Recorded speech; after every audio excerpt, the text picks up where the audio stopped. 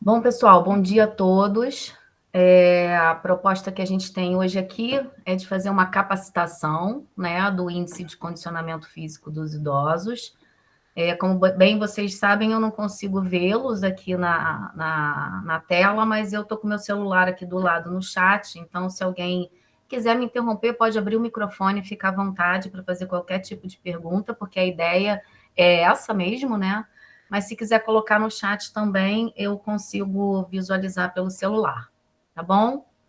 Bom, então, só para a gente dar uma contextualizada, né, antes de começar essa capacitação, até para vocês entenderem o que realmente nos motivou a chegar ao final da construção desse app, né, que foi o resultado final de uma longa história aí de estudo, né? A gente vem estudando esse índice de condicionamento físico há mais de 4 anos, isso começou a ser estudado lá em 2017, eu ainda nem no doutorado estava, quando a gente já estava pensando em algum instrumento que, de fato, ajudasse-nos a fazer uma avaliação in loco, em qualquer lugar e de fácil acesso. Então, primeiro, a gente foi estudar um pouquinho da teoria, do estado da arte, do condicionamento físico. A gente foi identificar o que era realmente importante para estar constituindo, né, esse instrumento que a gente não sabia muito bem como a gente ia fazer, o que ia ser, mas ia acontecer, né?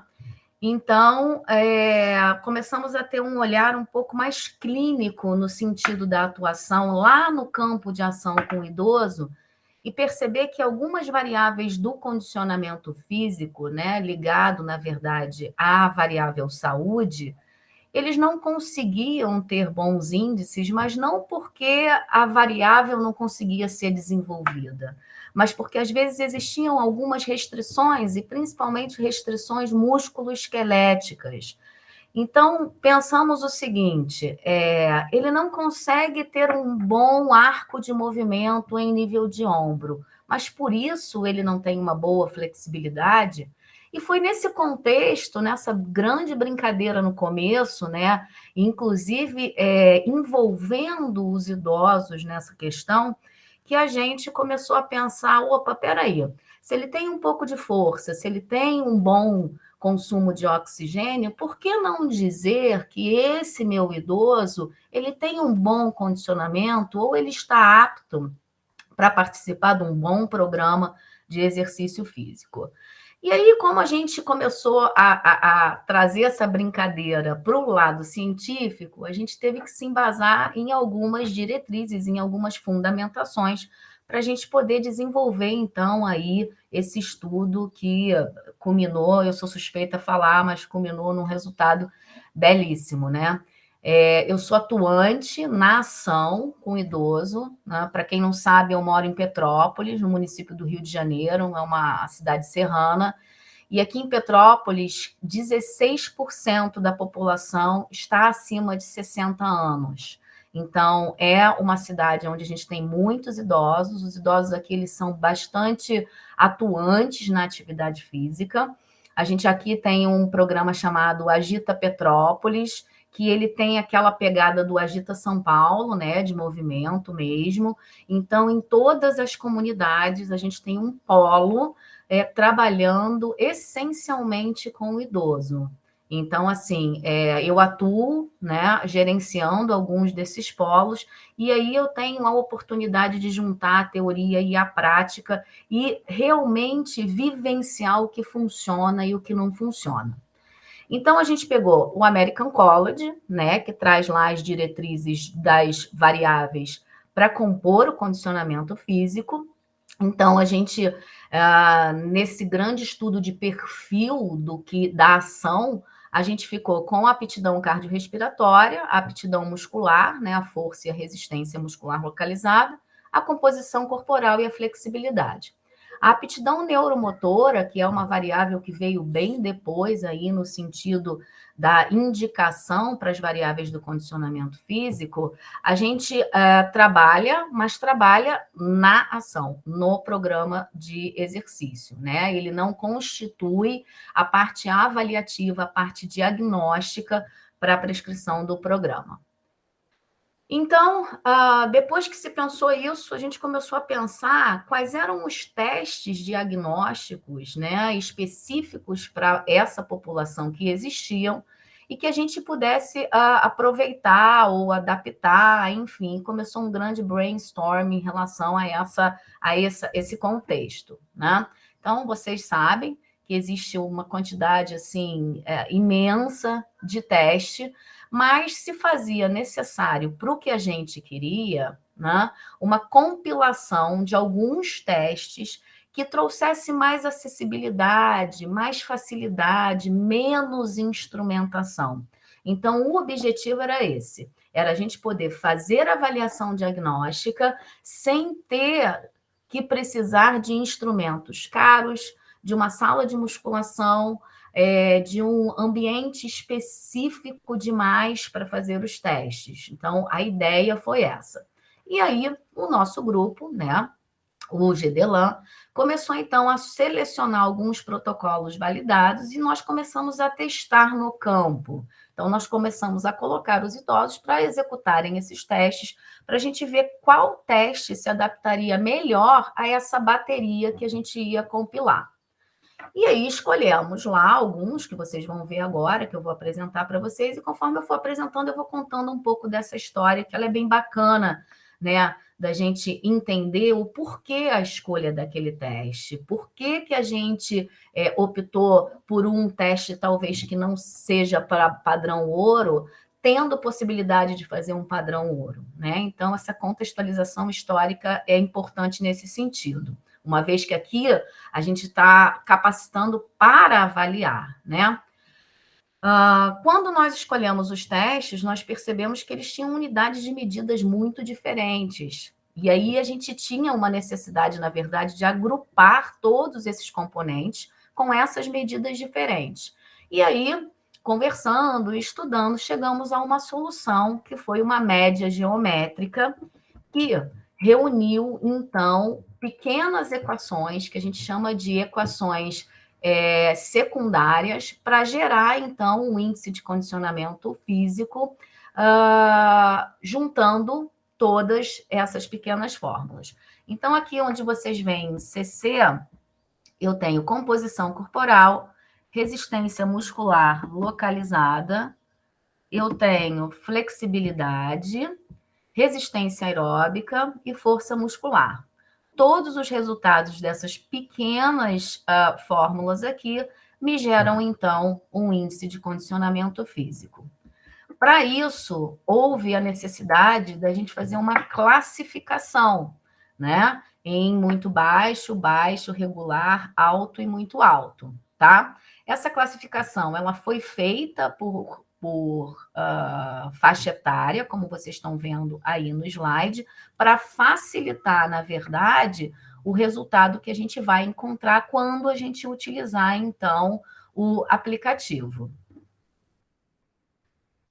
Trouxe aqui para vocês, né, a imagem do aplicativo. A gente ainda está com o aplicativo sem essa imagem disponível lá na App Store, mas estamos encaminhando para essa finalidade aí, né, para que fique de fácil acesso. Porque se hoje você entrar lá na loja e for procurar o nosso app, ele ainda não está disponível com muita acessibilidade. Então, por exemplo, uma pessoa que não está escutando o que a gente está falando aqui e for lá procurar, talvez não encontre, né? Mas esses são os ajustes finais aí que a gente precisa fazer e que bem breve estará feito para nos auxiliar. Bom, o mais importante disso tudo, depois que a gente estudou, depois que a gente fez, depois que a gente bateu muita cabeça, né, com todos esses testes, a gente encontrou um resultado muito importante no final, que foi a parte metodológica de execução e aplicabilidade dos testes, tá? As nossas correlações que não foram muito elevadas, elas, na verdade, a gente identificou que não foram porque a metodologia de aplicação dos avaliadores não era fidedigna. Então, por isso que há uma necessidade da gente capacitar os nossos avaliadores toda vez que a gente for utilizar um instrumento, para que essa avaliação ela fique justinha, redondinha e todo mundo fale a mesma linguagem. Na composição corporal, a gente optou para fazer o cálculo do índice de massa corporal, né, conhecido por todo mundo aí, utilizando a massa corporal e a estatura. Então, a gente utilizou esse ponto de corte que vocês estão vendo na tabela. Em relação à massa corporal e à estatura, o que a gente auxilia nesse momento é que se siga o protocolo da Organização Mundial da Saúde, né? Então, roupas leves, sem sapato, sem tênis, né? Para subir em cima da balança. A estatura, sempre com a caixa torácica em inspiração, posição ereta, posição ortostática, protocolo clínico normal que todo mundo usa, que não tem muita especificação. Só lembrando, né, pessoal, que existem duas vertentes aí da avaliação. A avaliação que a gente faz diagnóstica para prescrição e a avaliação diagnóstica científica. Então, sempre lembrar que a gente precisa fazer uma padronização. E cada comunidade tem um perfil diferenciado, né?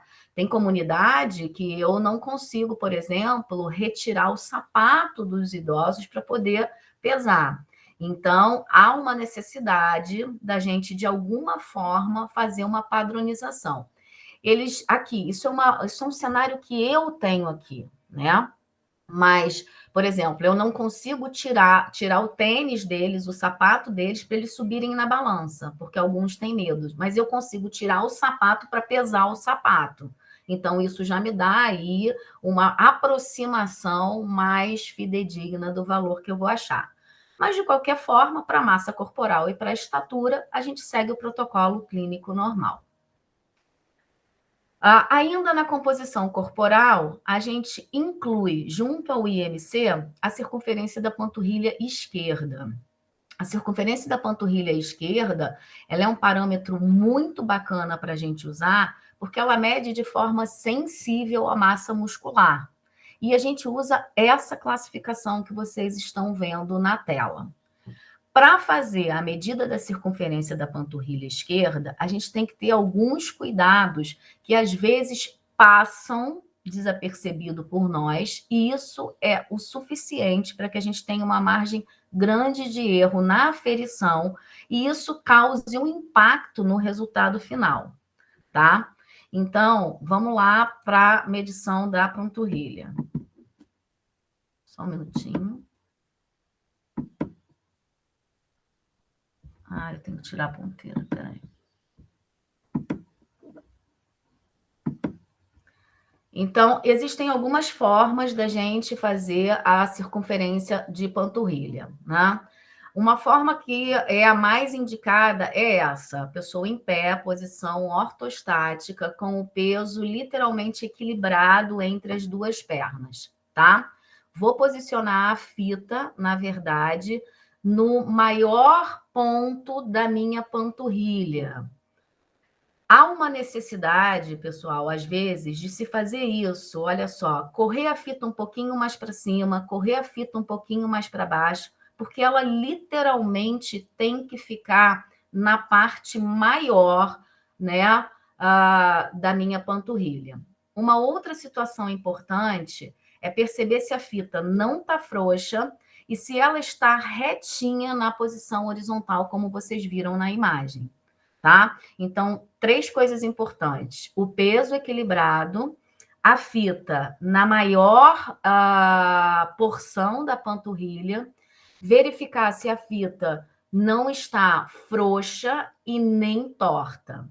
Aquela posição, a posição da imagem que vocês viram, onde a pessoa fica de forma lateral a essa perna, ela é uma posição que não te dá uma visualização interessante.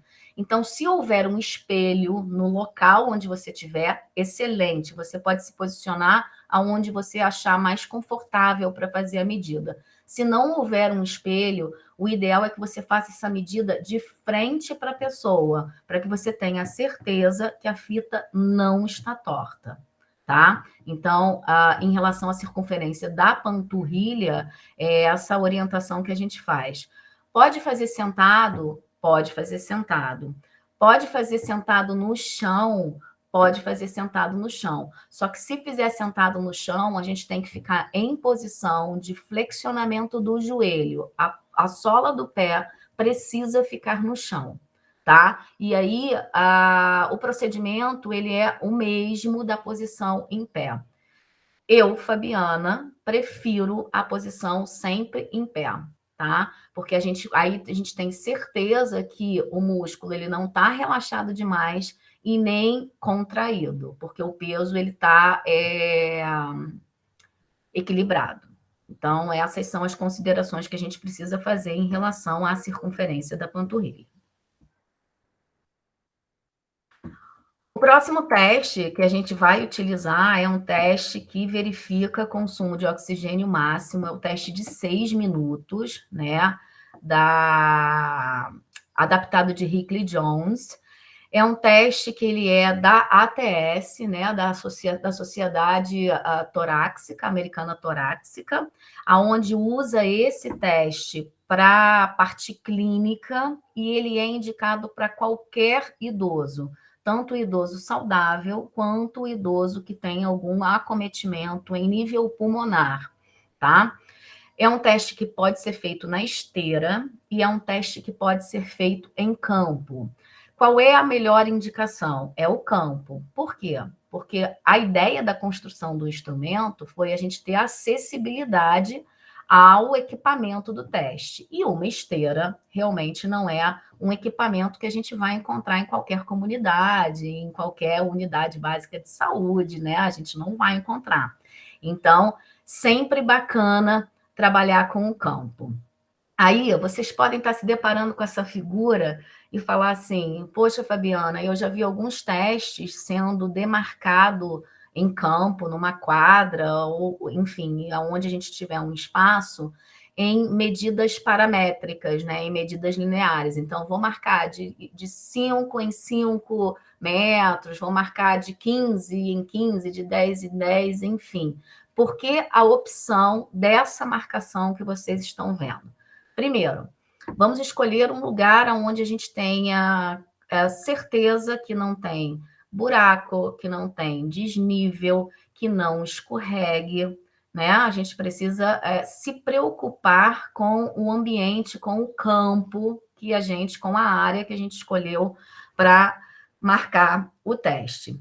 E por que a gente vai marcar assim, né? Eu tenho aqui 4,57, quase 5 metros entre uma marcação e outra. Porque o teste consiste em dar a volta nesse percurso por 6 minutos.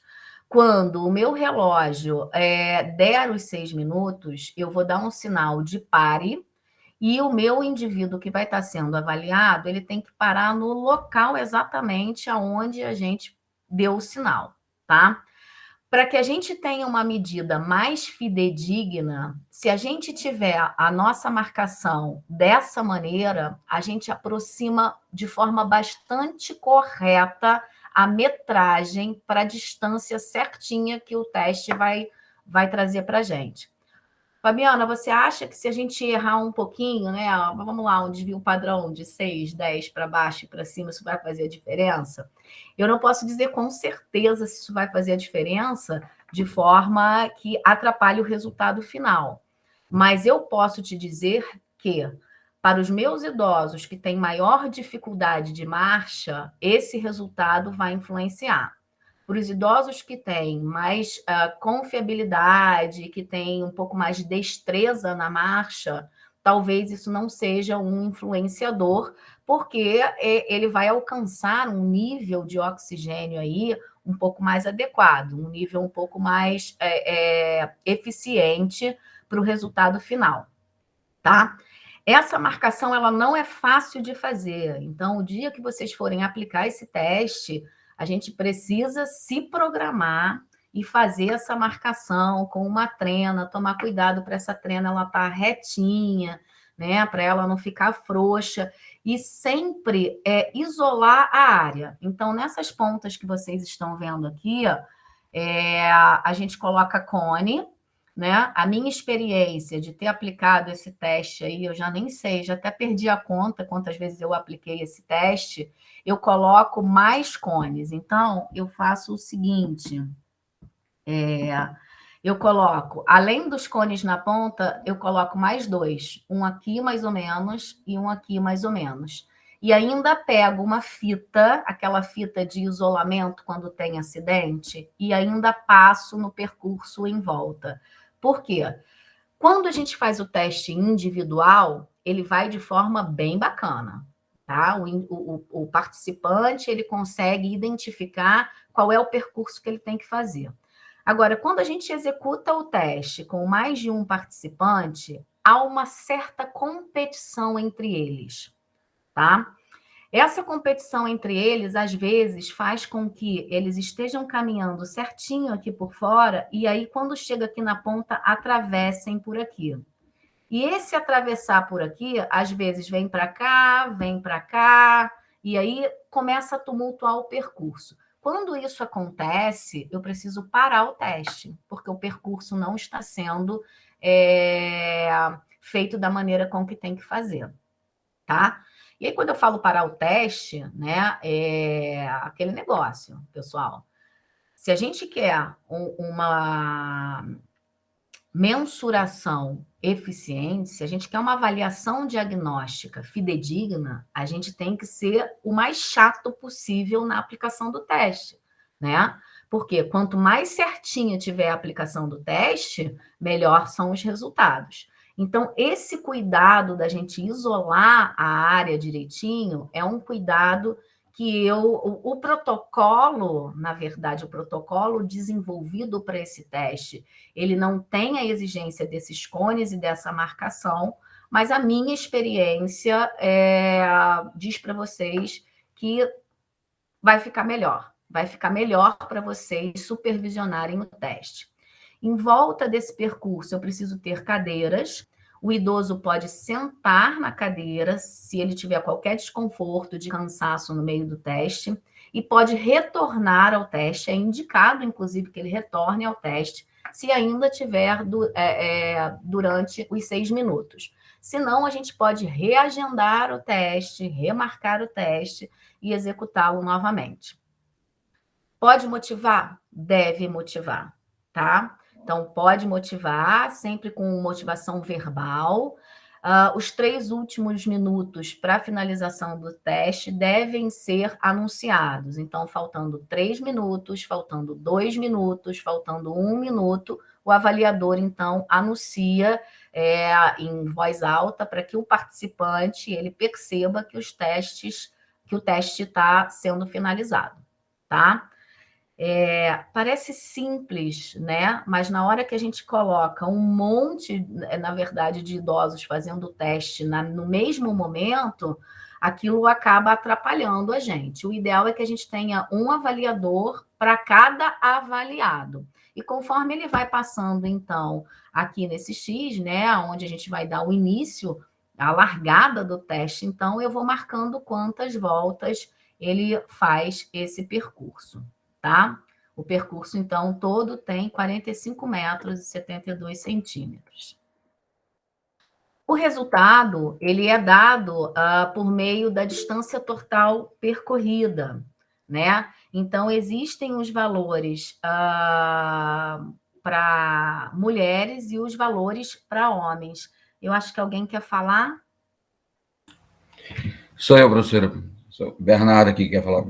Oi, Bernardo, diga. Bom dia a todos, né? E eu tenho duas perguntas para você, professora. Assim, primeiro, é o seguinte, está no protocolo, se você aconselha, se esse teste deve ser feito, ou prioridade em locais abertos ou locais fechados.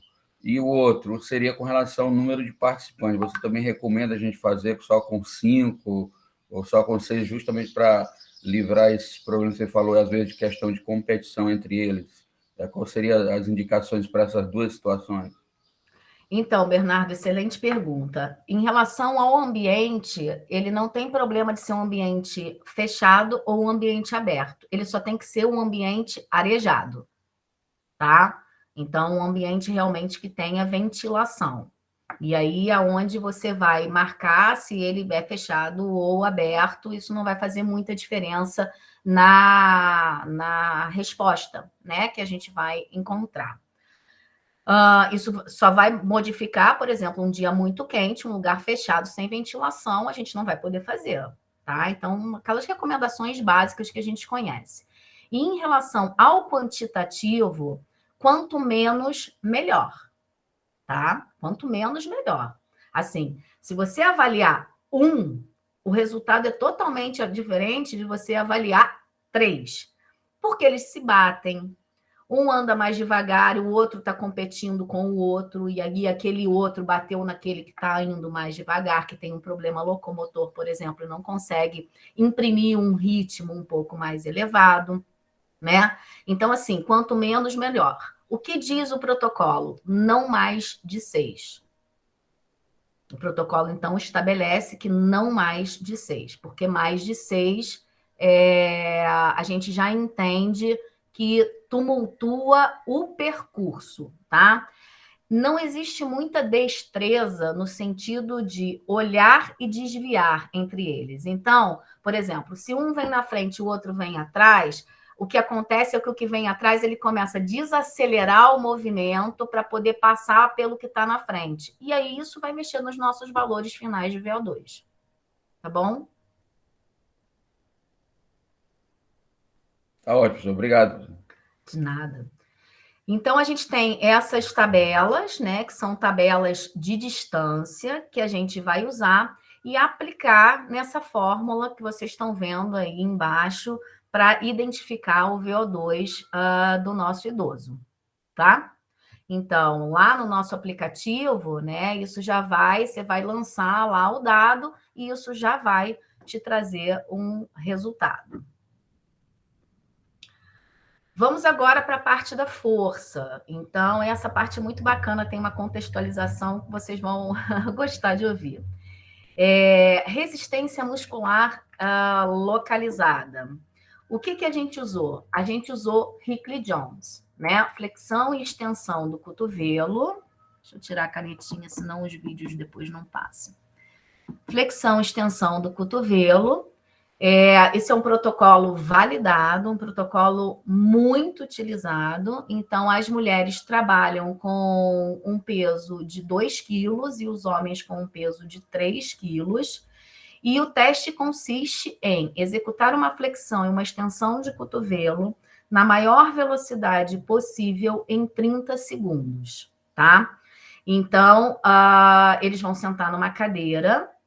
Essa cadeira aí que vocês estão vendo, ela é meramente ilustrativa, tá? Então, não é a melhor cadeira para a gente utilizar. A melhor cadeira para a gente utilizar é uma cadeira que não tenha, na verdade, essa parte de alumínio aqui por fora, porque na hora que vai descer o peso, tá vendo? Acaba se fazendo um movimento aqui um pouco induzido no sentido da abdução do ombro, tá? Então, a cadeira precisa ser uma cadeira daquelas bem de escritório, aquela é a ideal, né? Ou então aquela de escola, que é uma cadeira onde você não tem nada para se apoiar do lado, tá? Essa é a melhor cadeira para ser utilizada. Precisa ser feito na cadeira, o protocolo exige a cadeira. E, na minha experiência, a cadeira, né, visualizando aqui do lado, para vocês terem uma ideia um pouquinho melhor, ela, além de padronizar a postura, né, ela ajuda a gente a manter a execução da flexão e da extensão do cotovelo de forma correta.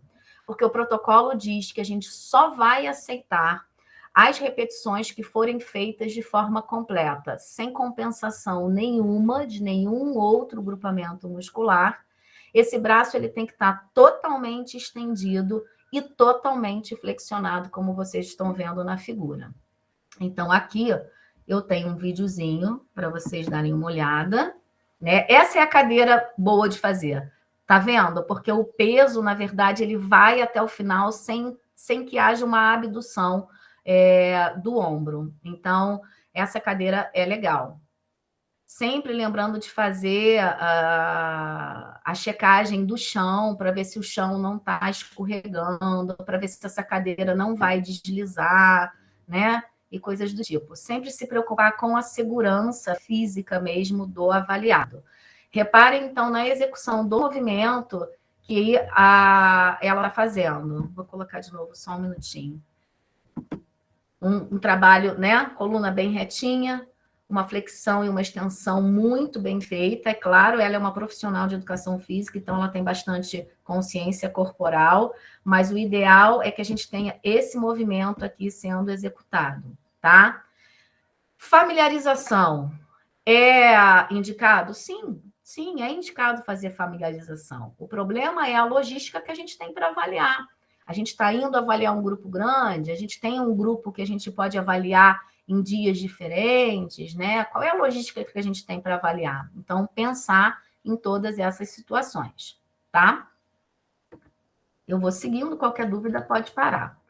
Eu trouxe a imagem de um idoso fazendo o exercício para vocês terem, para aqueles que nunca fizeram esse tipo de avaliação ou esse tipo de exercício, ver como que eles fazem.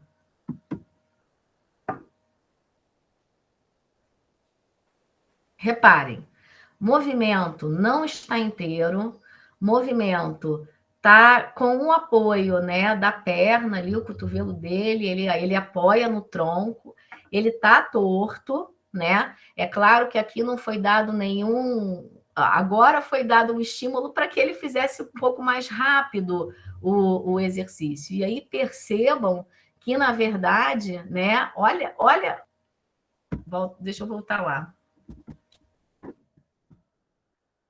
Olha quando é dado o estímulo para que a gente trabalhe um pouquinho mais rápido, como ele tira, inclusive, a padronização do cotovelo aí da cintura, né? Reparem. Ó. Então, a gente diria aqui que esse teste para a gente, ele não valeu, né? Ele não está com condição aí de padrão de movimento para ser executado.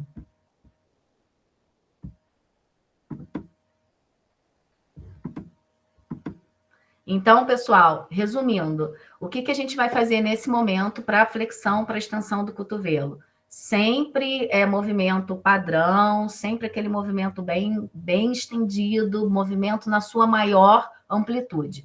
Percebam que essa cadeira, não sei se alguém ia me perguntar, mas sempre as pessoas me perguntam quando eu mostro esse vídeo, a cadeira está encostada na parede. Não é a nossa melhor opção a cadeira encostada na parede, tá? Porque o avaliado, ele tem uma tendência muito grande de jogar a cabeça para trás. E nessa de jogar a cabeça para trás, ele pode ter um impacto com a parede.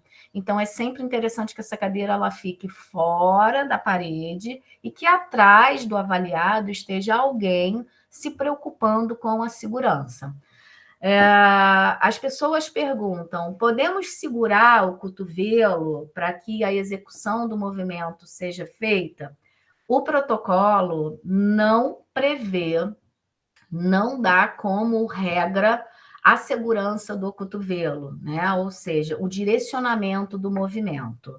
Mas, às vezes, dependendo de quem é a pessoa que está sendo avaliada, se ela não tiver familiarização do movimento, cabe a gente não segurar o cotovelo, mas cabe a gente direcionar o movimento. Então, ao invés de você travar o cotovelo para ele fazer o movimento, né? Porque a partir do momento que você trava o movimento, você acaba tendo outras solicitações em relação tanto à articulação quanto ao músculo. Então, não é travar o movimento, mas direcionar. Se você coloca a sua mão assim do ladinho aqui do cotovelo dele, ele já não abre mais, porque ele encosta na tua mão e ele já percebe que ele tem que voltar. Vai haver um acionamento um pouco diferente?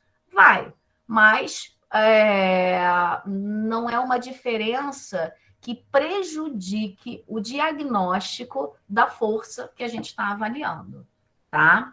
Então, sempre lembrando, né? Eu gosto de chamar a atenção disso, sempre lembrando. Uma coisa é a gente fazer a avaliação diagnóstica para prescrição, outra coisa é a gente fazer uma avaliação diagnóstica científica. Se a gente está fazendo um trabalho científico, né, uma dissertação, uma tese, ou colhendo dados para um artigo, a gente tem que se preocupar, sim, com a metodologia de aplicação do teste, porque isso pode influenciar o seu resultado. Um outro teste que compõe a resistência muscular localizada é o teste de sentar e levantar, também de Hickley-Jones. Também a gente tem que sentar e levantar o mais rápido possível por 30 segundos, tá? Então, posicionamento lateral e o posicionamento frontal, para vocês verem. O teste consiste em sentar com o seu corpo todo, encostando na cadeira e levantar. Então, qual é a regra para esse teste? Encostar no encosto da cadeira. A repetição que for feita sem que o avaliado encoste na cadeira, ela não pode ser contada. Se vocês forem fazer uma pesquisa, vocês vão ver que alguns desses testes são executados com o pé saindo do chão. Não está no protocolo que o pé tenha que ser levantado, tá? Neste protocolo que a gente escolheu. O pé, ele continua no chão. E uma coisa que a gente precisa avaliar se essa cadeira ela é padrão. Uma cadeira padrão, ela gira em torno de 43 a 50 centímetros de altura do chão, porque tem idosos que são muito baixinhos, e aí eles têm dificuldade de colocar o pé no chão. Então, aí eles começam a se balançar demais para poder pegar o apoio no chão e se equilibrar. Então, isso precisa ser visto, porque às vezes a gente vai ter que colocar uma plataforma, colocar alguma coisa nesse chão para facilitar a execução do teste. O que não é o adequado, porque se a gente está dizendo que a gente quer instrumento de acessibilidade, de fácil execução, a gente não tem que se preocupar que a gente tem que estar num local onde tem uma pequena plataforma para que o meu idoso possa colocar o pé no chão, tá? Mas são dicas, né, que às vezes acontecem e a gente se depara com aquilo e fala, e agora, o que eu faço? Está levantando o pé do chão, está demorando a botar o pé no chão, não está conseguindo levantar, né, por conta do balanceio do corpo, que está gerando uma velocidade de desequilíbrio. Então, o que eu faço? Porque, inclusive, eles precisam ficar com as mãos do jeito que está aí no vídeo, no ombro, tá? Ah, Fabiana, alguns não conseguem botar a mão no ombro, não tem problema. A mão tem que ficar travada. Por quê? Porque a gente não pode deixar eles terem o auxílio da mão para o momento do levantar da cadeira, né? Lembrando que a gente está avaliando a resistência de membros inferiores. Vou colocar aqui para vocês verem, então, nosso modelo levantando.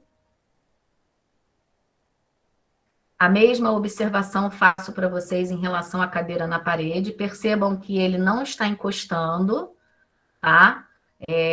As costas lá na cadeira. A partir do momento que ele não encosta as costas na cadeira, esse teste não vale para a gente.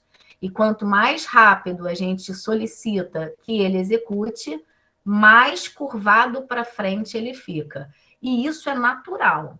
Por que é natural? Porque é o ponto de equilíbrio que eles começam a encontrar para poder não cair, tá? Se você hoje for fazer esse teste na cadeira, né? Depois que a gente finalizar, quem quiser testar, vai lá e testa. Coloca maior velocidade em 30 segundos para fazer o teste. Você mesmo vai ter uma hora que não vai encostar na cadeira, porque isso é natural, né? A gente joga o tronco para frente para achar o equilíbrio adequado, uma vez que os nossos pés estão paralelos e encostados numa cadeira. Então, isso é muito natural. A familiarização é importante. Fabiana, podemos motivar? Devemos. Então, o tempo todo, encosta na cadeira, porque aí você não vai perder o teste, tá? Então, se você, avaliador, e for executar de forma verbal o teste junto com o avaliado, você não perde o teste. Porque é muito ruim para nós que estamos avaliando, olharmos Estamos lá fazendo o teste, né? Beleza, 30 segundos ele sentando e levantando, sentando e levantando. Aí 2 ele não encostou.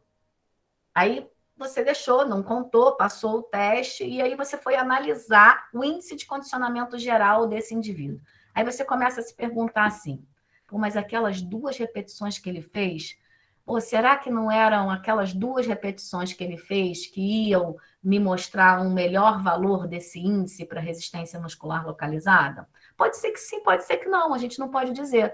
Mas aí fica aquela pulga atrás da orelha do avaliador, né? E quanto mais a gente aplica o teste, mais criterioso a gente vai ficando. Então, fica aí, essa é uma dica da minha experiência, né? Da aplicação do teste. Eu hoje, quando vou fazer teste com os meus idosos, eu acompanho o tempo todo no sentido do movimento. Senta, encosta, senta, encosta, senta, encosta, o tempo todo, eu falo o tempo todo, né? Até os meus alunos de iniciação científica que me acompanham dizem, professora, nossa, não aguento mais ouvir sua voz, fica quieta um pouco. Mas é assim que a gente não perde o teste. Tem uma pergunta aqui, ó. Fabi, cabe ao avaliador solicitar que o avaliado execute o movimento completo ou não? A demonstração do movimento é indicada no protocolo também. Não é uma necessidade, não é uma obrigatoriedade, mas você mostrar o movimento é importante. Até porque, pessoal, tem avaliados, né, que eles não entendem o que a gente está falando. Nem se a gente falar dobra e estica. Não é nem flexão e extensão, é dobra e estica o braço. E aí eles trocam, fazem uma pegada pronada, uma pegada supinada. Então, a demonstração do exercício é importante sim, tá? E aí você precisa avaliar quem é o grupo que você está avaliando para ver se há necessidade da demonstração ou não. Então, como eu faço? Sempre explico o movimento e peço para que ele execute. Aí, ele executando errado o movimento, eu conserto o movimento, e quando eu tenho que demonstrar, para que fique de melhor visualização e entendimento, eu demonstro, tá bom? Força. Bom, esse aqui é o queridinho do povo, né? Vocês não têm noção como a verificação de força nos deu um trabalho. Foram quase 2 anos para a gente pensar qual o teste que a gente ia utilizar, né? Então, assim, quando a gente recebe o instrumento prontinho, é de uma alegria imensa, né? Mas ninguém para pensar o quanto os pesquisadores tiveram que estudar para escolher aquele determinado teste ou aquele determinado equipamento, aquele determinado protocolo para que a gente pudesse utilizar. Então, o que a gente fez? A gente pegou o teste de Hickley-Jones, flexão e extensão de cotovelo, sentar e levantar, e adaptou, tá? A gente adaptou para utilizar a barra, a gente precisava de uma sobrecarga, né, alta, para que a gente pudesse verificar força, para que a gente pudesse gerar um grau de fadiga um pouco maior, né, no sentido do teste, se aproximar a percentuais um pouco mais elevados, para que a nossa prescrição de força ela pudesse ser o mais correto e acertado possível. Antes de eu falar sobre o teste, certamente vocês vão me perguntar, né? E o número de repetições? Um RM, 8, 10, 15 repetições? Impossível de se fazer com o idoso. São mais de 8 visitas, perda no meio das visitas, e a gente não consegue estabelecer a carga, tá? Não consegue. Dinamometria é o melhor, padrão ouro para a gente, a dinamometria para força. Só que a ideia não é utilizar o equipamento, principalmente um dinamômetro, que é um equipamento caro, né? De difícil acesso. Então, a ideia era exatamente escolher instrumentos, movimentos, protocolos que não utilizasse de uma instrumentação complexa.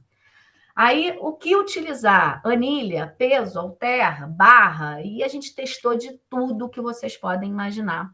E chegamos à conclusão que a barra ela seria o melhor equipamento que a gente pudesse utilizar. E aí a gente começou na testagem de peso. Que peso utilizar? E testamos todos os idosos novamente.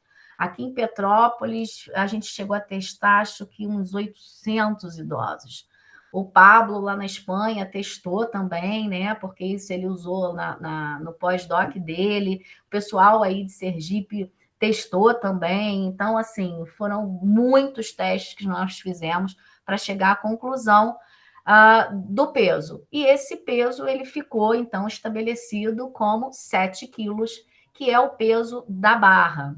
A gente tomou cuidado para usar a barra olímpica, né? Ou seja, aquela barra que ela é tradicional, porque tem barra que pesa 7,5, tem barra que pesa 8, tem barra que pesa 10, 11, por aí vai. Então, a gente tomou um cuidado de verificar no mercado, inclusive, qual era a barra de mais venda, né? No sentido da utilização do instrumento, para que a gente não se deparasse com aquilo. Pô, mas eu tenho uma barra que pesa 7,5 kg. Eu tenho uma barra que pesa 8 quilos. Não, se você comprar a barra olímpica, né, aquele kit de barra olímpica, você vai encontrar lá, então, a barra de 7 quilos. O movimento, então, é em pé. Vou botar aqui o lateral para vocês verem. Flexão e extensão do cotovelo com a barra. A mesma coisa, o mesmo protocolo se segue da resistência muscular localizada. Barra vai na coxa, a barra vem no peito. Muito cuidado com a barra no peito, porque para os idosos que são mais fortes, eles trazem a barra com muita força no tórax. E isso, às vezes, desencadeia um processo de tosse como resposta mínima e desencadeia lesão, né, como resposta máxima. Então, muito cuidado. Nesse exercício, faz-se necessário a familiarização, ou seja, o idoso sentir o peso que ele está na sua mão e a demonstração da execução. Sempre com muito cuidado, chamando muito cuidado para a área do peito. Pessoal, o protocolo não diz isso, mas é experiência minha, tá? Sempre que vocês forem dar a orientação do teste de frente para o idoso e olhando no olho dele, para você ter certeza que ele está prestando atenção no que você está falando, ok? Então, isso é importante. Para as mulheres, estabeleceu-se um peso de 7 quilos e para os homens, um peso de 11 quilos, tá? Vou botar o vídeo para vocês assistirem. Esse é o meu pessoal lá da universidade.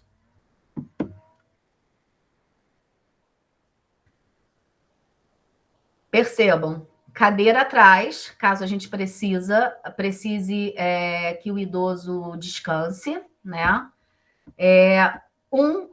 Uma pessoa na frente, guiando o movimento, e uma pessoa atrás, guiando o equilíbrio, tá?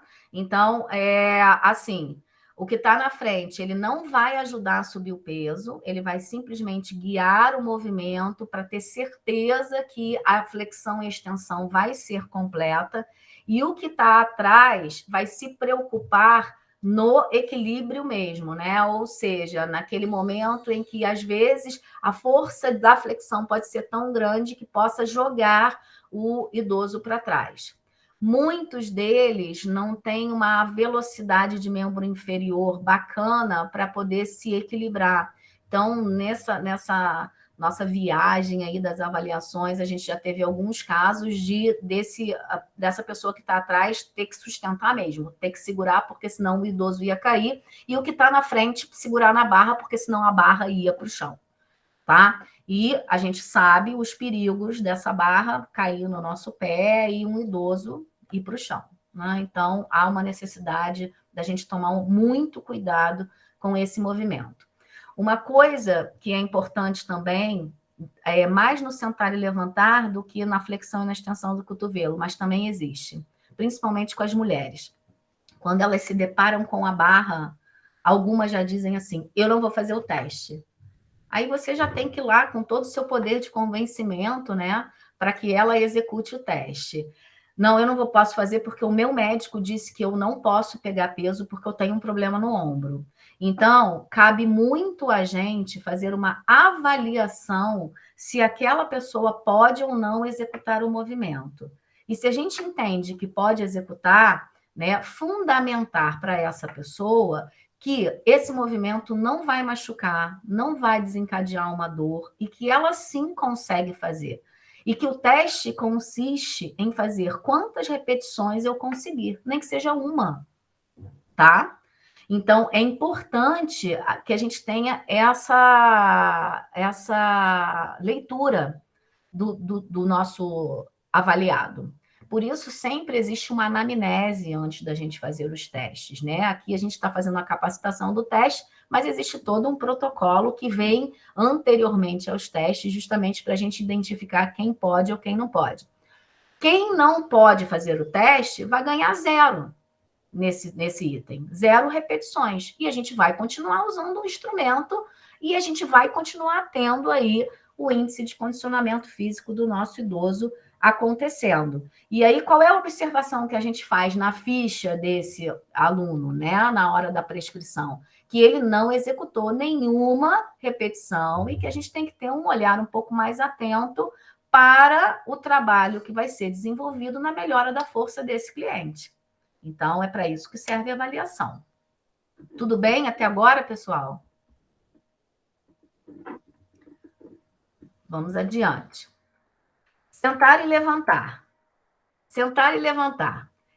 Fizemos com mochila, na frente, nas costas, segurando a anilha, segurando halter ao longo do corpo, segurando a anilha ao longo do corpo, segurando a barra, né? Segurando aquele halter com anilha. Vocês não têm noção quanto nós fizemos para chegar no mais básico dos básicos, né? Que foi a barra realmente aí no trapézio e fazendo sobrecarga. Bom, esse teste é um teste muito difícil de executar. Primeiro porque quando a gente mostra o teste para alguns avaliados, eles de imediato já dizem que não vão aguentar o peso da barra nas costas, né?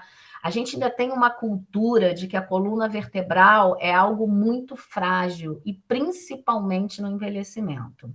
Então, assim, eles já se deparam com a questão do não vou conseguir.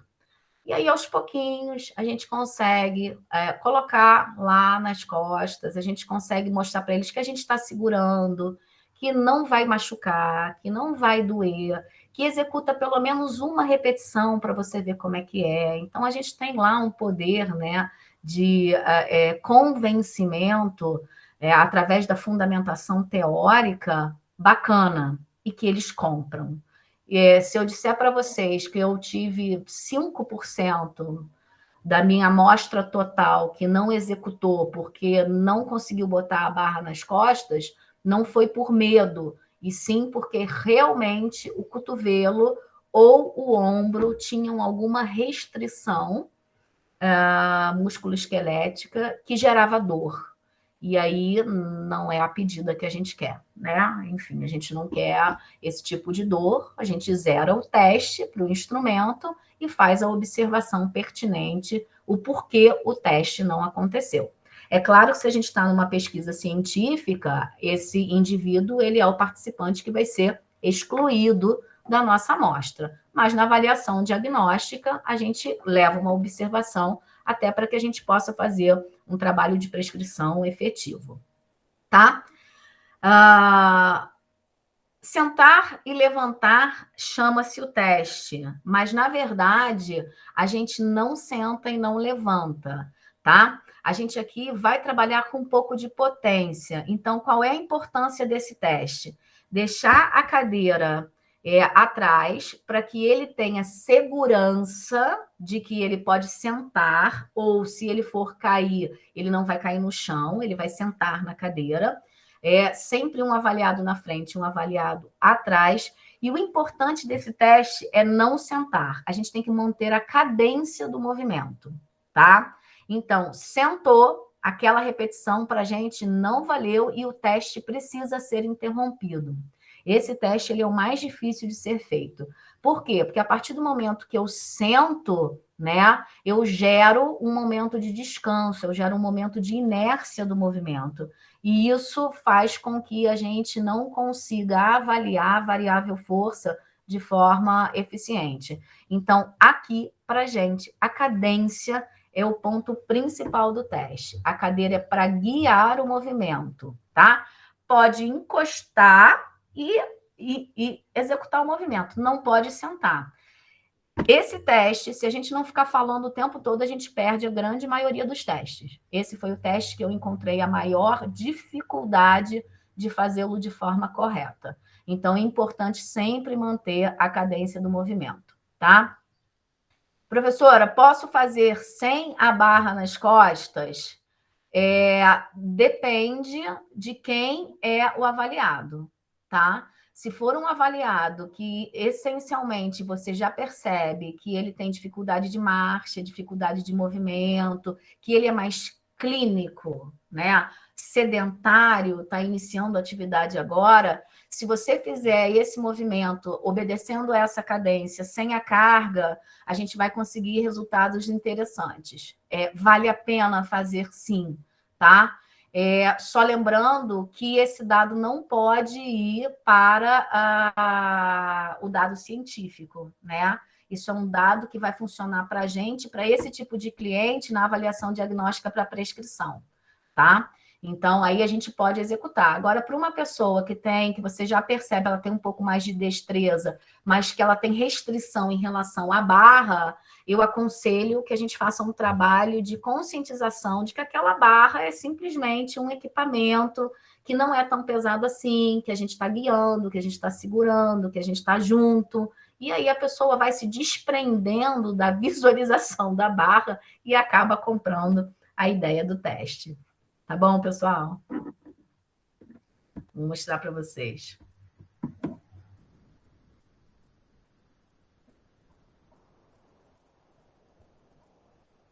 Não é tão impossível, né? A gente consegue, deixa eu botar de novo, os vídeos ficaram muito curtinhos, mas dá para a gente visualizar.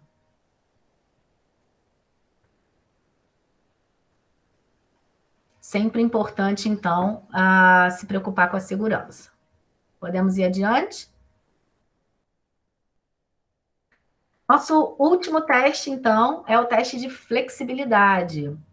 E aí a gente escolheu o Normal Flex, né? Também aí do nosso grupo, do GDLAN. E por que o Normal Flex? O Normal Flex é um teste adimensional, né? E ele tem uma característica importante, que é a similaridade com os movimentos do cotidiano, da vida diária e dos movimentos instrumentais. Então, ele foi escolhido porque a gente entende que, num objetivo final, na prescrição do exercício no envelhecimento, a gente precisa atender essa demanda, né? A independência do movimento e a autonomia funcional.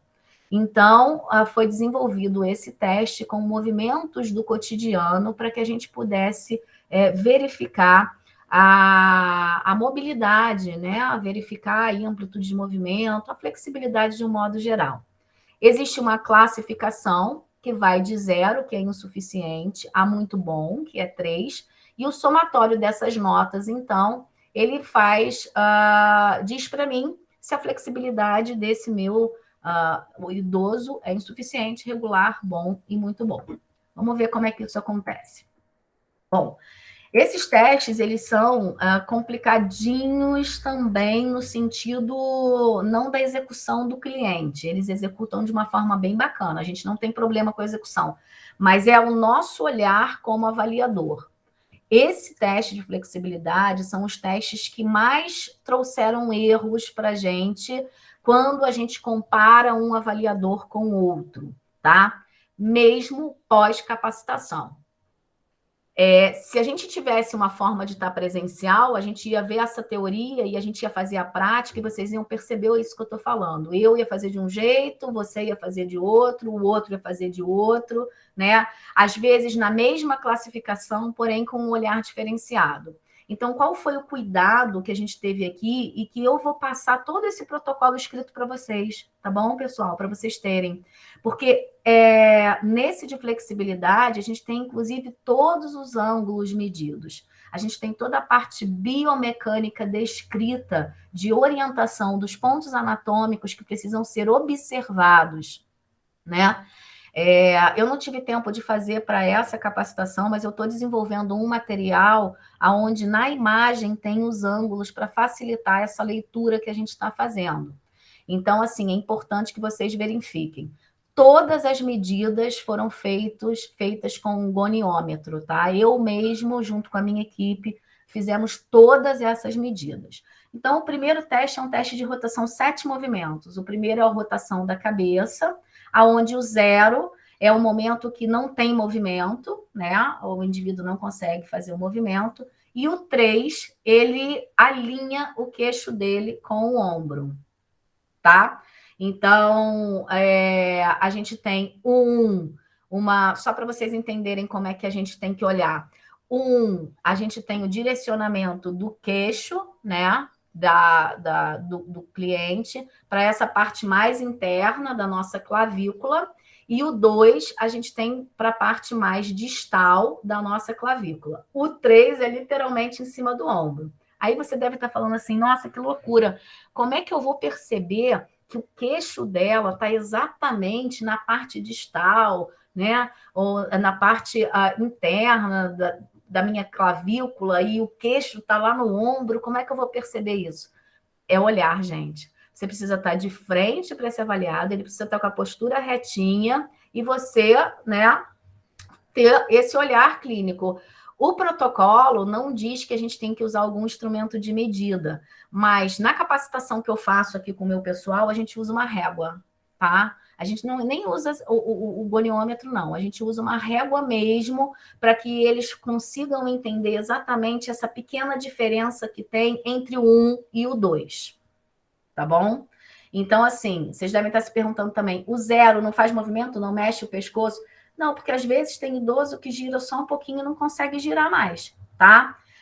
Importante a gente escolher sempre um lado para fazer. A gente sempre opta pelo lado de dominância, tá bom? Abdução do braço. Então, o 0 é o momento que a gente está subindo o braço, né? Então, assim, tem gente que não consegue nem subir o braço por conta de alguma situação em nível de ombro. Então, aquelas pessoas que não conseguem fazer a elevação e a abdução do braço de alguma maneira, a gente vai pontuar como 0. O 1 segurando as mãos, o 2 segurando nos antebraços e o 3 segurando no cotovelo.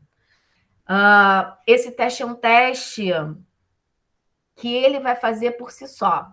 Você não vai botar a mão no avaliado, tá? Porque se você botar a mão, você até vai conseguir um pouco mais de amplitude, mas a proposta não é essa, o protocolo não é esse. Ele tem que fazer sozinho. O que você pode é motivar. Dá mais, segura mais aqui, bota essa mão mais ali, tenta agora esse aqui, olha a cabeça. Então, assim, você consertar o movimento, orientar o movimento, ok, mas colocar a mão para ajudar, não. Porque se você colocar a mão, você vai conseguir ajudar. Mas aí lembrar que a gente pode estar aí incitando um flexionamento, tá? Extensão e rotação interna do braço, é um movimento muito parecido com o anterior, só que ele é feito para trás, né? Então, nesse aqui, a gente tem que tomar cuidado para que eles não joguem o tronco para frente. Então, é fazer o movimento com a coluna reta mesmo. 0 não faz o movimento, o 1 entrelaça as mãos. Fabiana, ele chega pertinho, ele encosta a mão, mas não entrelaça. É 0 ou é 1? Ainda é 0, tá? Para ser 1, tem que entrelaçar a mão. Então, se chegou aqui, ó, ainda não tá bom. Significa que tem algum movimento aí que não tá com a flexibilidade, com a amplitude, com a mobilidade que a gente precisa, tá bom? O 2, antebraço. O 3, cotovelo. Então, Ronaldo, você está me perguntando aonde o avaliador tem que ficar para não perder a visão do movimento, né? Aí a distorção do resultado. Sempre de frente para a execução do movimento. Então, lá no da cabeça, de frente. Aqui, de costas. Então, sempre para o lado que o movimento for executado, tá? Pessoal, uma outra coisa importantíssima que aconteceu muito nas minhas avaliações. A avaliação é de um avaliador. Então, é um avaliador. Não pode ter 3 dizendo assim, eu acho que é 1. Eu daria 0. Não, mas eu daria 1. Não, mas é 1 ou é 0? Aí vocês chegam num comum acordo e dão 0 ou dão 1. Não. Precisa fazer a leitura biomecânica do que é, precisa entender aonde é o movimento, e fez o movimento, é aquele número. Não fez o movimento, é o número anterior. Não tem essa, tá? Então, assim, no 2, por exemplo, tem que segurar no antebraço. Uma mão foi, a outra não foi, vai ficar no 1.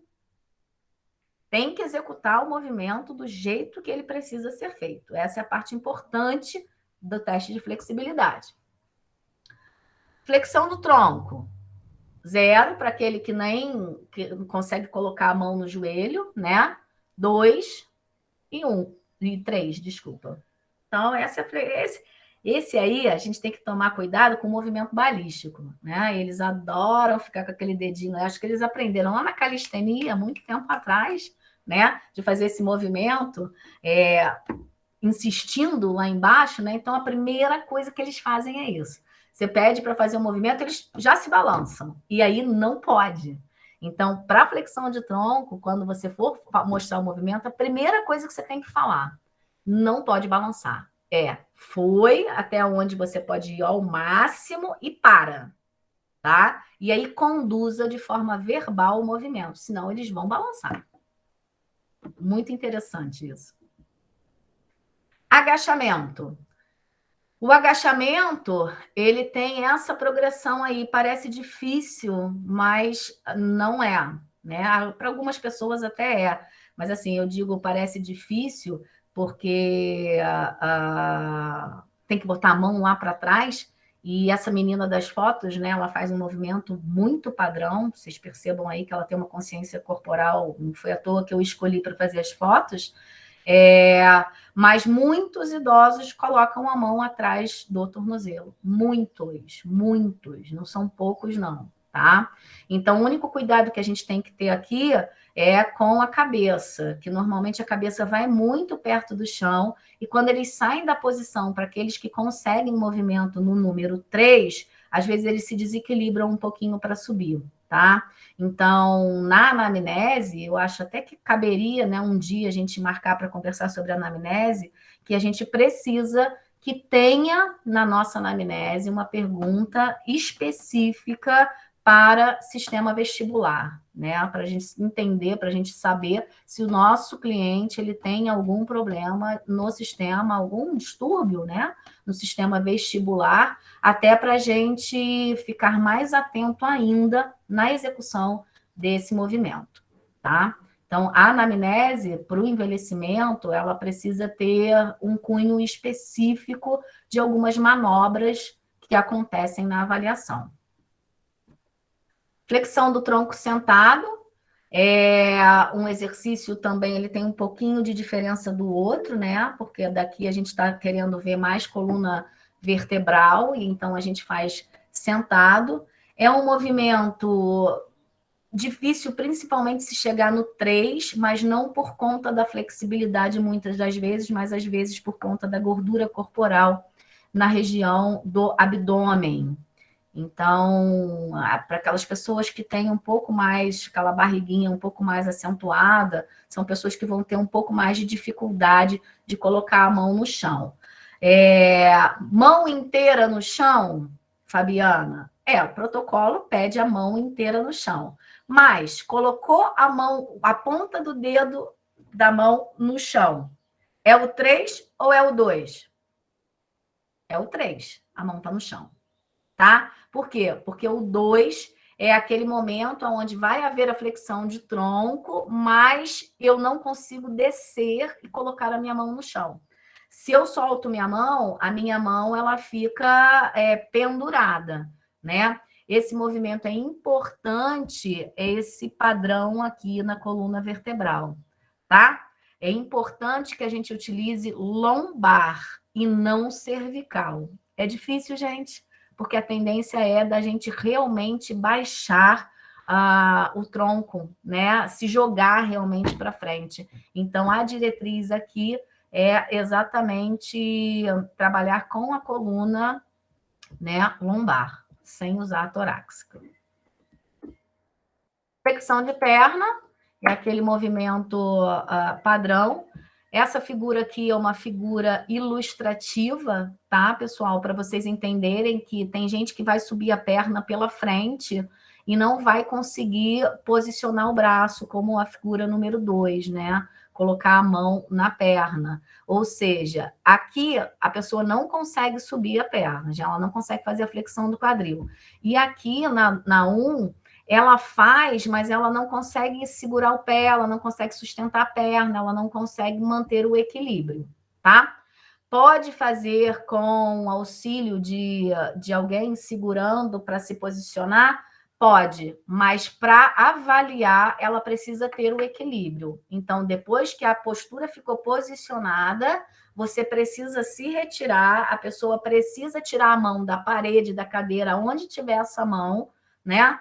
Para haver o equilíbrio. E, de preferência, essa mão estar no ombro do avaliado, porque se for numa parede ou numa cadeira, o simples fato dela ter que modificar a amplitude do movimento e imprimir velocidade já é o suficiente para que ela perca o equilíbrio, tá bom? Então, esse é o cuidado que a gente tem que ter nesse posicionamento. Tudo bem, pessoal? Esses foram os testes, então, a gente finalizando aqui essa capacitação, esses foram os testes que a gente escolheu e que, dessa forma, que a gente espera que ele seja executado, né? Existe, então, um modelo de classificação onde a gente alimenta uma planilha que a gente alimenta esses dados, né? E que dessa planilha, então, hoje a gente vai utilizar o aplicativo que não vai precisar, então, ter essa contagem toda aí, bonitinha, gerando dados para a gente, porque hoje, com o desenvolvimento aí, graças a Deus, e com muita felicidade do nosso aplicativo, basta a gente colocar os dados e a gente acaba tendo aí o resultado na hora, né? Então, bem legal aí a gente poder estar utilizando. Esse é o meu contato, se vocês não têm, né, e quiserem ter, e me seguir lá nas redes sociais. Lá no Telegram a gente tem um canal que a gente fala só sobre envelhecimento, não só sobre estudos científicos, mas curiosidades, a prática do dia a dia, né, o nosso momento aí da ação com o idoso, que isso eu acho muito importante. É muito diferente você falar sobre e agir, né? O cotidiano, o dia a dia com eles mostra aí algumas coisas muito interessantes no sentido do aprimoramento da nossa técnica como profissional.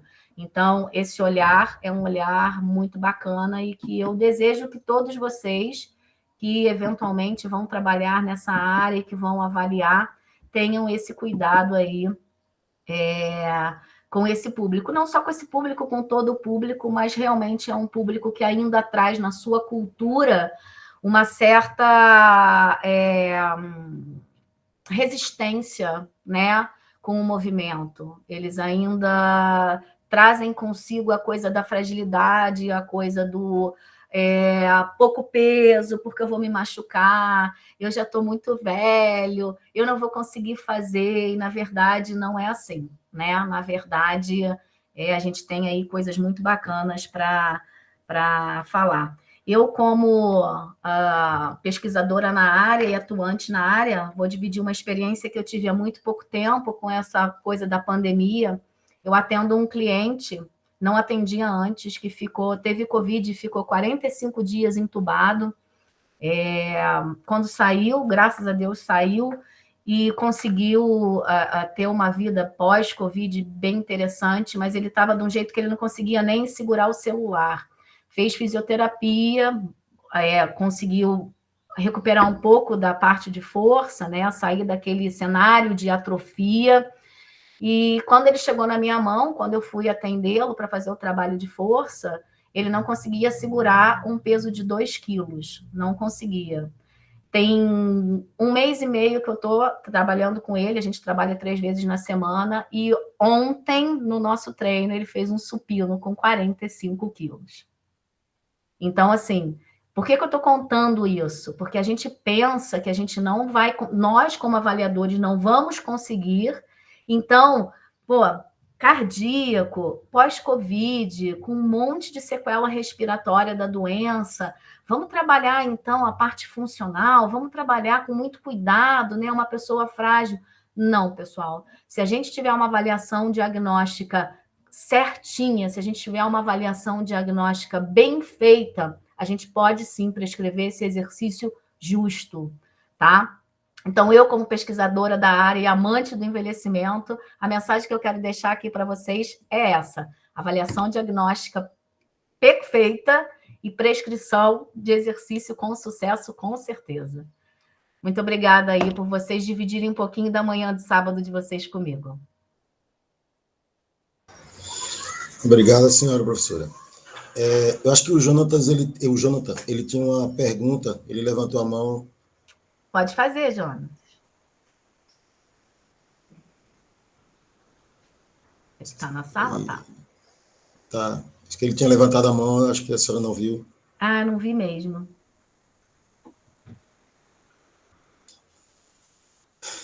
Então, alguém tem alguma pergunta para a professora?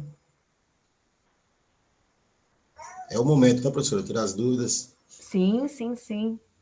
Ei, Luiz Fernando! Ai, que legal! Bom te ver. Fala, Bernardo. Bom dia novamente. Só parabenizar você, professora, foi excelente, né? Todas as explicações, bem didático, bem realmente, ficou muito pouca coisa para a gente realmente até ficar em dúvida, né? Mas eu te pergunto uma coisa, por exemplo, quando você colocou lá o teste, separou por faixas etárias, você aconselharia também fazer esses testes já vendo por faixas etárias ou você coloca todo mundo junto? Ô, Bernardo, na verdade, aquela classificação da faixa etária foi para a gente poder dividir em quartil, né? Para poder colocar no aplicativo. Então, na hora que você estiver fazendo lá o seu teste, você já vai jogar no aplicativo a idade da pessoa e automaticamente você já vai ter o resultado. Então, nesse momento, você não precisa se preocupar com isso. Eu te perguntei porque, às vezes, você está com um grupo, por exemplo, de 70, 79 anos, né, que ele pode ter uma dificuldade maior de realizar o teste, e de, às vezes, atrasar, né? Eu perguntei nesse sentido, na hora da realização do teste, seria interessante a gente, por exemplo, hoje, nessa hora aqui, eu vou fazer com o pessoal de 70 anos, porque eu sei que vai demorar um pouco mais, não colocar junto com o pessoal de 60 anos, digamos assim, que tem uma certa agilidade.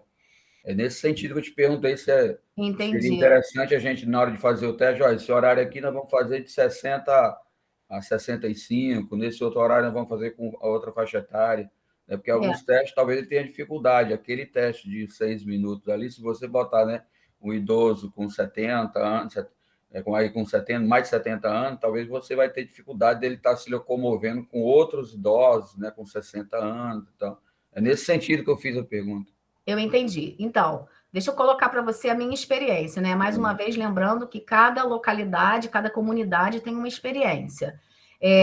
Eu nunca fiz, nunca dividi em faixa etária.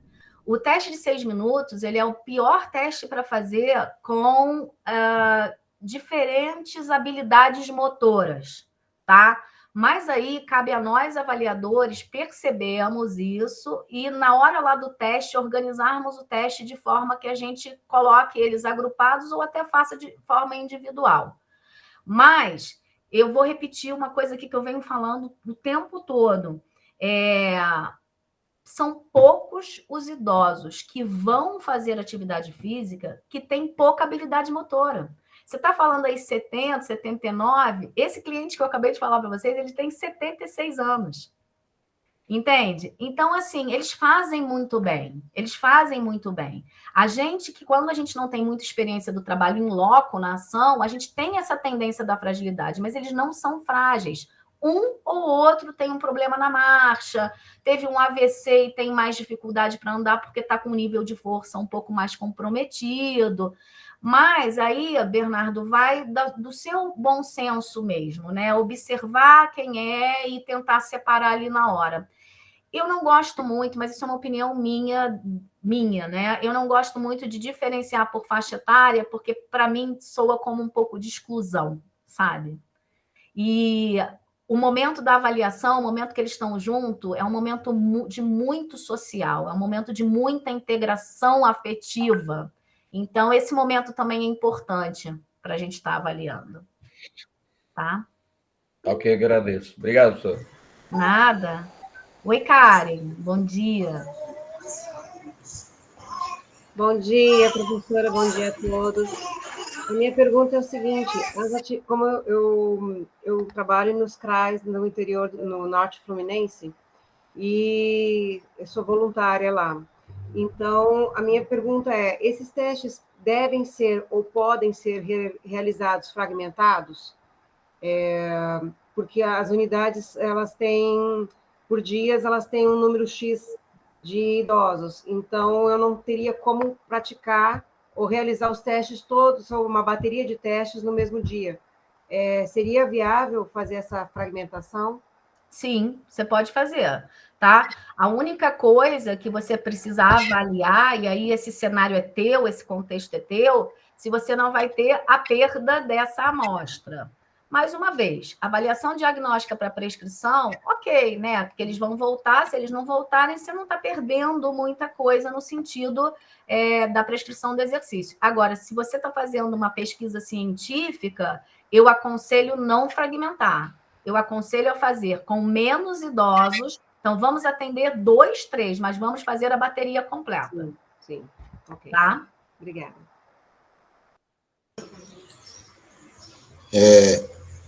Bom dia, pessoal. Só contribuir um pouquinho aí com a professora, né, e com o que o Bernardo falou também. Eu tive a oportunidade de trabalhar aqui no Labinha, aqui em Aracaju, na Universidade de Tiradentes, e fizemos uma coleta grande, né, com vários protocolos, dentre eles o de condicionamento físico.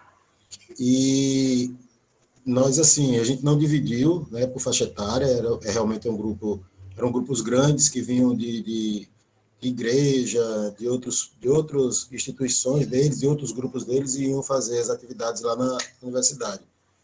E a gente presenciou lá pessoas com 65, 68, que tinham menos condição física do que pessoas de 80, né, de 76, então eles tinham mais dificuldades em fazer outros testes, de outros protocolos também, como o de autonomia funcional, né, a gente viu lá senhoras de 75, 76, que do teste de levantada a posição em decúbito ventral, levantava rapidinho, enquanto uma pessoa mais nova, uma senhora mais nova, 65, 66 anos, tinha dificuldade de levantar. Né? E, confirmando aí a experiência da professora, o teste de caminhada de 6 minutos, nós realizamos numa pista olímpica, né? Espaço aberto, né? Assim, meio da tarde, assim, tinha um empecilho com relação ao sol, né? Mas era um espaço aberto. E a gente dividia em duplas, né? Elas caminhavam, a gente dava alguns segundos para liberar outra dupla, mas a competição existia, né, constantemente.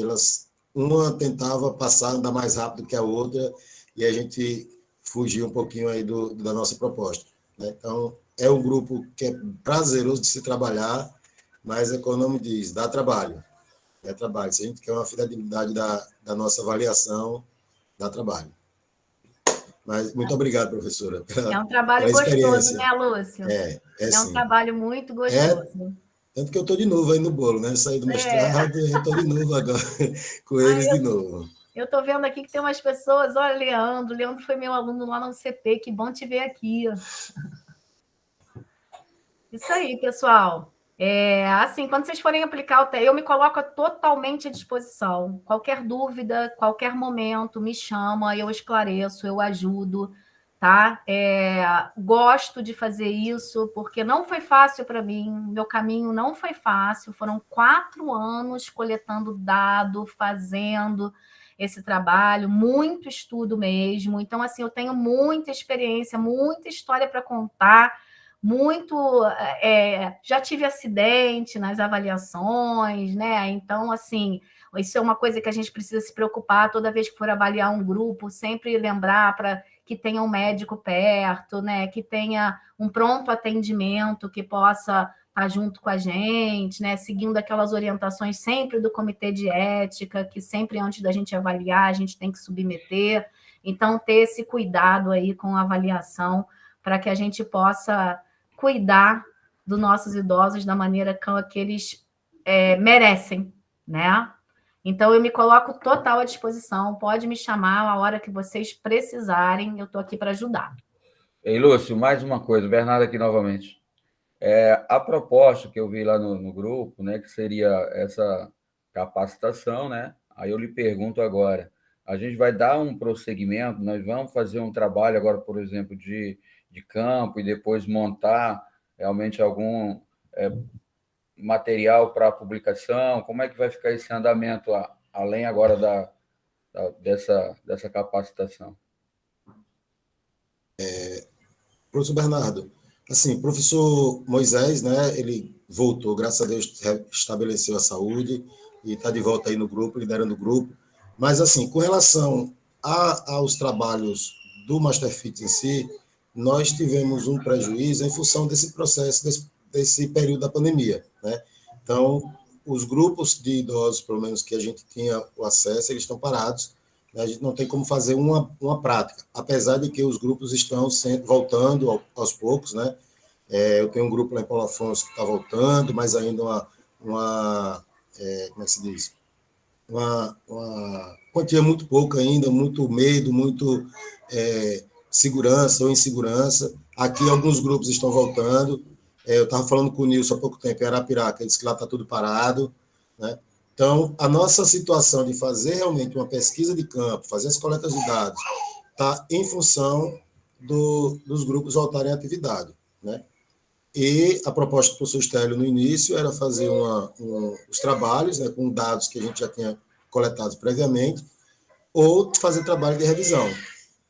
Entendeu? Mas a nossa proposta, inclusive das formações, né, que são os instrumentos que norteiam aqui o Masterfit, que é autonomia profissional, condicionamento físico, risco de queda, que vai ser a próxima formação com o professor César, para que a gente tenha essa padronização, né, de entendimento dos protocolos, para que, posteriormente, a gente consiga realmente trabalhar com os grupos de forma prática.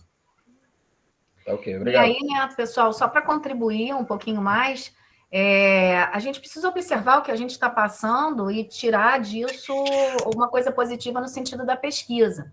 Então, eu estou tendo a oportunidade aqui em Petrópolis de reavaliar algumas pessoas, né, que a gente avaliou antes da pandemia e estamos avaliando agora.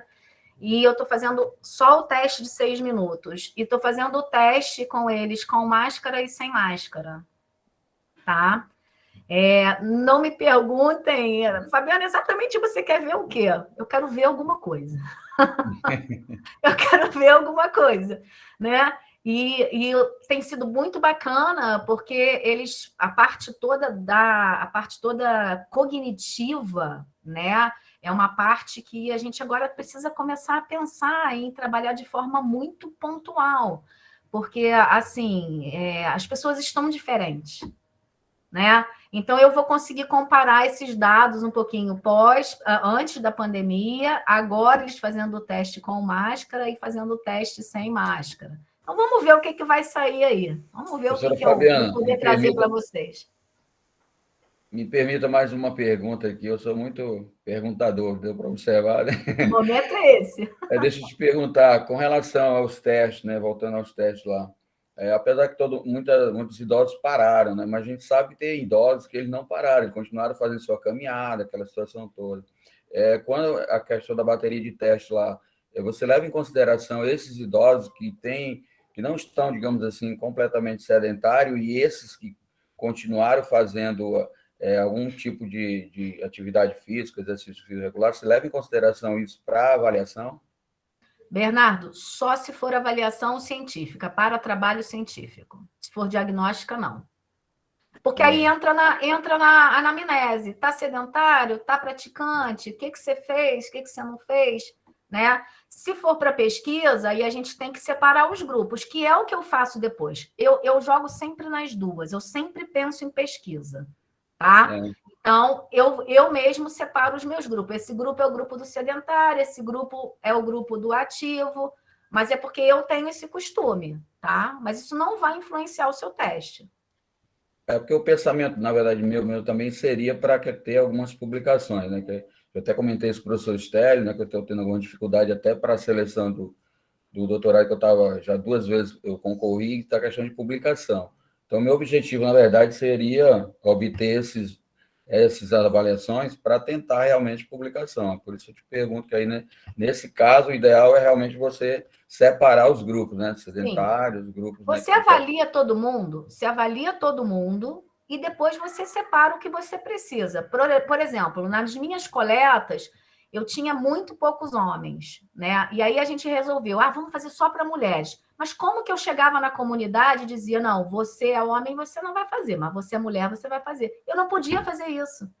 Então, o que eu fiz? Eu avaliei todo mundo. E aí, só tirei a amostra que eu precisava para aquilo que eu ia fazer. Entende? Então, é isso. Avalia todo mundo e você mesmo faz a sua separação, faz a sua exclusão e inclusão da amostra na hora de escrever. Tá? E eu também me coloco à disposição de vocês para ajudar na pesquisa, né? De tanto que a gente escreve, de tanto que a gente já fez e de tanto que a gente já também caiu, né? Porque a gente já se derrubou aí algumas vezes, que avalia 200 e perde tudo, né? Então, eu tenho, assim, algumas histórias para contar e eu posso dizer para você, faz assim que é melhor, porque assim não vai dar. Que nem eu falei para a Karen, né? Pesquisa, faz a bateria inteira, porque senão vai perder o teste. Karen quer falar de novo. Pode falar, Karen. Obrigado.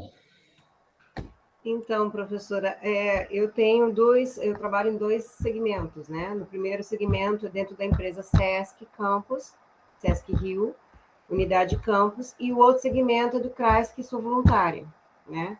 E em um deles eu tenho acesso a 150 idosos, acima de 59 anos, 60 anos, e no outro estou tendo a oportunidade de ter 250, acesso a 250, porém, eu sou uma só, né? Então, eu fiquei pensando como que eu vou fazer por isso que eu perguntei a questão de fragmentar, porque são muitos idosos em várias unidades espalhadas no Norte Fluminense, e eu fiquei pensando como que eu vou fazer essa bateria de testes com um número, pelo menos um número mínimo elevado em cada dia que eu esteja em contato com eles.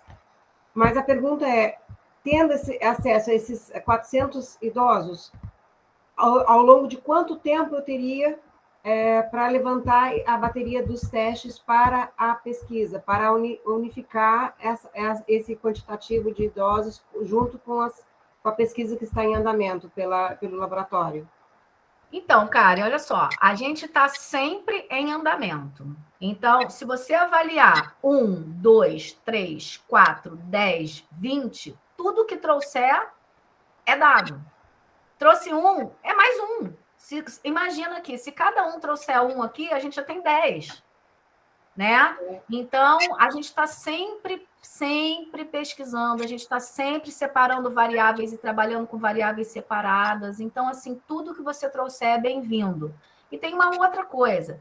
A comunicação, ela está aí para a gente se ajudar, né? Então, vai ter um evento lá no SESC. Pô, fala pra gente, de repente, que a gente faz um mutirão, o pessoal que está perto de você, eu que estou aqui perto de você, com a minha equipe, e a gente se junta, a gente vai até aí, né? Se der, obviamente, e assim a gente vai trabalhando. A idade é a coisa é essa, a pegada é essa, gente, é unidade, entendeu? A gente tem um grupo que é para o grupo trabalhar, é para o grupo estudar e se ajudar. É isso. Até eu, antes de começar a fazer esse levantamento, que eu estou na empresa já há um bom tempo, eu vinha coletando dados e não tinha para que fim. Quando eu tive acesso a vocês, ao grupo, eu fiquei, é a pegada que eu estava buscando, né? Embora tenha começado a parte de pesquisa já um pouco tarde. Enfim, eu pedi autorização da unidade para que eu utilizasse o espaço, como eu já dou aula para esse grupo também dentro da unidade, fora a parte aquática, para eu ter a possibilidade de aplicar os testes. Me foi autorizado. E ontem teve uma caminhada de idoso e eu fiz, juntamente com um grupo de TSI, né, de trabalho social para o idoso, eu entrei e analisei a quantitativo de idosos que participaram da caminhada. E ontem mesmo eu pedi autorização para que, a partir da próxima semana, eu já começasse a separar os grupos após a minha atividade, para já começar a fazer o agendamento dos testes, né? Que eu estava esperando essa capacitação para saber como que eu ia me posicionar a partir de terça-feira. Então, eu perguntei essa questão de fragmentação por isso, e também querer saber se, quando eu tiver a disponibilidade, ou já a marcação de próximos eventos, eu vou entrar em contato com vocês, então, se puderem vir um grupo, a gente já determina o local, a quantitativo de idosos, para fazer essa início dessas avaliações. Isso, e Karen, assim, se você for fragmentar o teste, eu preciso fragmentar, não tem jeito. Elas são bem assíduas. Então fragmenta assim, vou fazer só o de VO2, vou fazer só o de resistência muscular localizada, vou fazer só o de flexibilidade. Porque, digamos que a gente perca, a gente consegue escrever sobre variáveis isoladas, tá? Então, tenha esse cuidado. Uma outra coisa que eu vou aqui disponibilizar para vocês, né, Lúcio, e que eu acho que isso é bacana, é a gente trabalhar com uma planilha única, né? Então, assim, tenho a planilha, quem for fazer o teste, eu posso mandar a planilha, porque daí, quando a gente for juntar a planilha, já está todo mundo com o mesmo layout. Isso eu acho bacana. Muito bom, professor, muito bom mesmo. Né? Porque senão você vai e faz lá a planilha no Excel, o outro vai, e na hora da gente juntar, aquilo fica um tumulto, dá um trabalho para a gente danado. Então, se a gente trabalhar com a mesma planilha, com o mesmo instrumento, todo mundo, a gente está falando todo mundo a mesma linguagem. É uma padronização, né? Exatamente. Tá? Então, eu me comprometo de passar o protocolo para vocês, escrito, bonitinho, para todo mundo ter, e me comprometo em passar a planilha também, para vocês irem alimentando. E qualquer dúvida que aconteça no meio do caminho, estou aqui para ajudar. Ok, perfeito. Agradeço aí mais uma vez. Vocês fizeram o meu sábado muito feliz. A gente que agradece, professor. Inclusive, agradecer ao Fábio, né, que disponibilizou aí o link, gerou o link aí para poder gravar a apresentação. E aí a ideia é essa, né? Um ajudando o outro. Isso aí, gente. Isso, perfeito. Um bom sábado para todo mundo. Um beijo aí no coração dos meus que estão na sala, o povo aqui de Petrópolis. Obrigada por comparecerem e escutarem um pouquinho aí do que a gente tem para falar. Qualquer coisa, só me chamar. Ronaldo, para você também. Alguém fez uma foto, gente? Eu fiz algumas, mas então, durante a apresentação. Mas se todo mundo quiser abrir, ligar a câmera aí, liberar a câmera para fazer outra, é ótimo, com os participantes. Vamos lá. Vamos abrir a câmera, pessoal. Quem puder, para a gente poder fazer uma foto. Vou fazer aqui. Deixa eu desligar meu telefone, porque aí fica eu ali, né?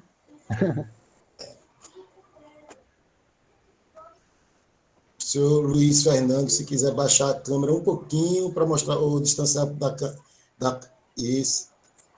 Estou mostrando só a metade do rosto. É. Baixar a tela. Isso. Aí. Cadê o Fábio? O Fábio não está aí, não? Carlos Henrique, Nilson, Ayrton. Cadê o povo para abrir a câmera para a gente fazer uma foto bem bacana? Pois é. Então, que nem os alunos da graduação, hein? É, aquele momento, com todo respeito, aquele momento espírita, né? Assim, alguém aí, quem tiver se manifeste. Verdade. Olá, hein? 1, 2, 3. Foi. Valeu. Obrigada, gente. Um Muito bom final obrigado, de semana professor. para vocês. Um beijo aí no coração. Até mais. Muito obrigado, pessoal. Tchau, Bom bom fim de final de semana para semana. todos. Tchau, tchau.